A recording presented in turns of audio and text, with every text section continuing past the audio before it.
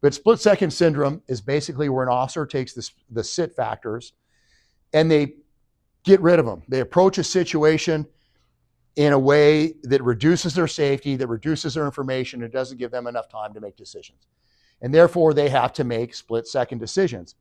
Now, these are quick choices made under pressure with limited information, and they prioritize immediate safety above all else. So what happens is a split-second syndrome situation creates what we call a stick or snake dilemma. So this is how it kind of worked with your ancestors.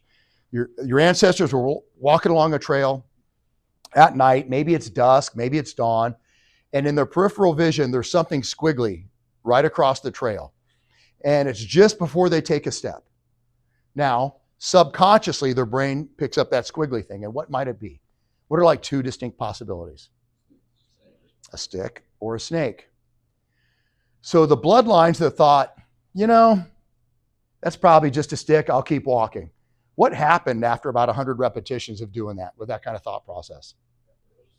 They got bit, and back then people died when they got injured. They weren't put back together like Humpty Dumpty, like we all are now, in almost everything but a massively catastrophic incident.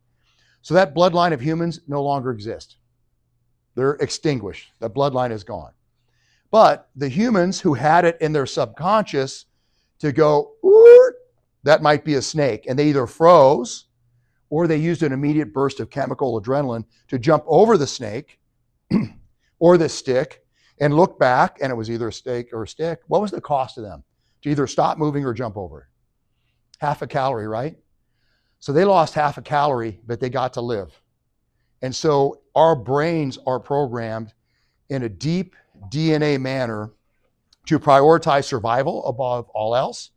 And when there's any ambiguity about whether something is a threat or not, we are programmed to believe that yes, it is a threat, and to respond that way subconsciously before our conscious brain even gets a shot at it. So if you purposely mismanage the sit factors, safety, information, and time, and you approach a situation that puts you into a stick or snake dilemma, then that's on you. And what do you think your performance is going to be like? Performance is going to degrade, you're going to make bad decisions, and you're not going to have enough information. Okay, so I'll give you a couple examples here of this.